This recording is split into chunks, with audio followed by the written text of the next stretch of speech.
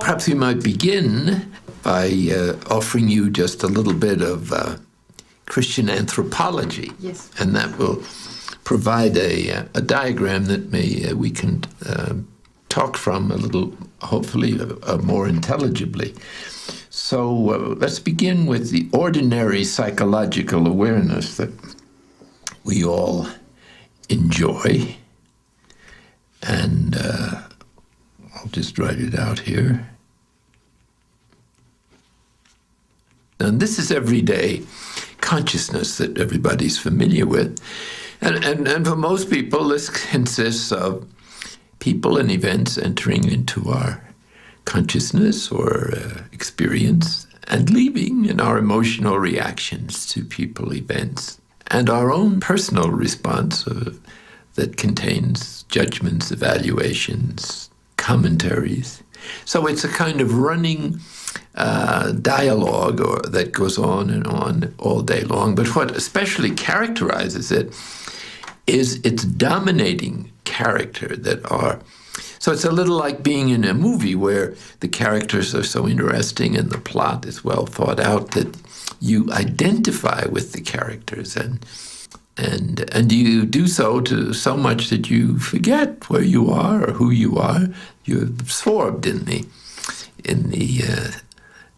skill of the dramatist that captures your whole attention and emotionally too. So ordinary awareness then is not really free. Suppose that you move off of that level of awareness into a deeper level of our being, which we might call spiritual awareness.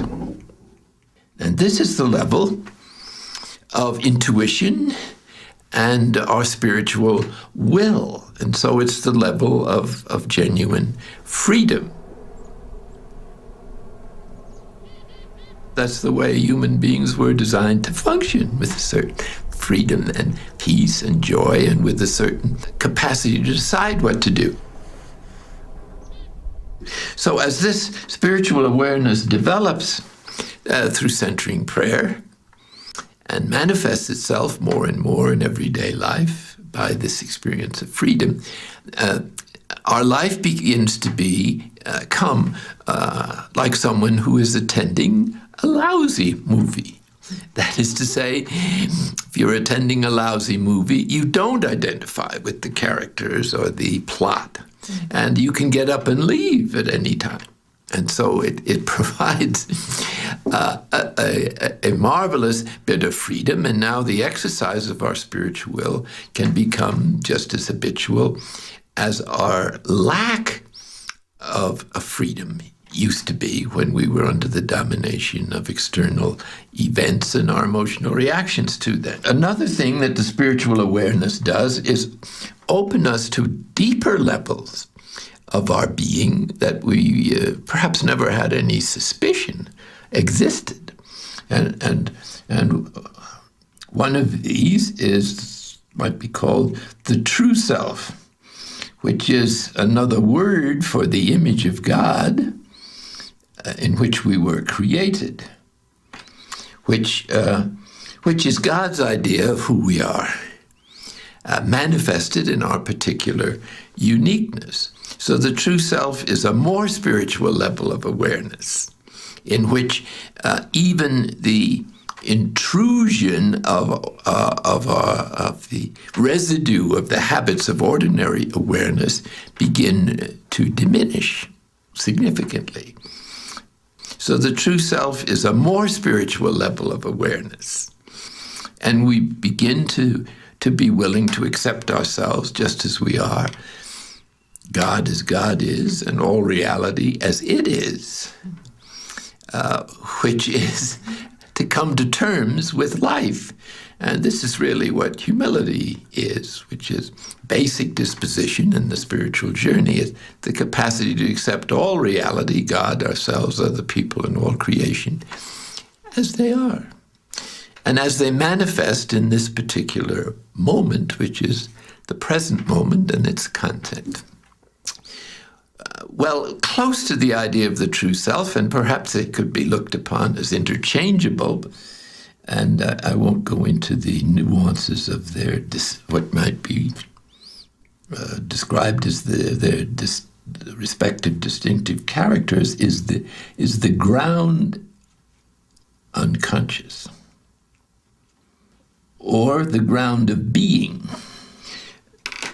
which is the inmost center of our being and the source of our rootedness in God and of God's creative activity, in which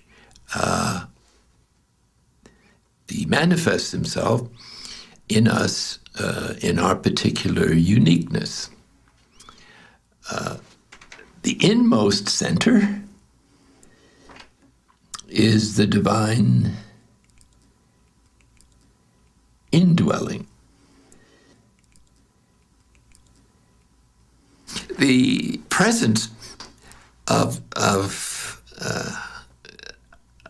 our inmost center is really the very fullest development of the spiritual journey, or of the gifts given us in baptism, if you're a Christian, which bring to full reality the prayer of Jesus that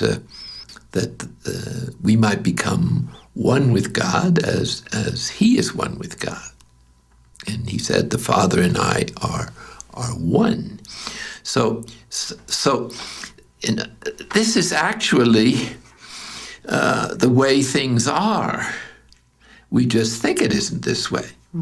And so the journey, in large part, is letting go of our ideas about God, the spiritual journey, and reality, so that we can gradually awaken to these more inner experiences of God's presence, and hopefully, by the end of this life, be able to be prepared to enter without any hindrance into the fullness of the divine presence and participate in the what is meant by the divine indwelling, which is the life of the Father, the Son, and the Holy Spirit, the Trinitarian life of God, which is one of infinite love and infinite sharing of the Godhead, along with the Trinity itself.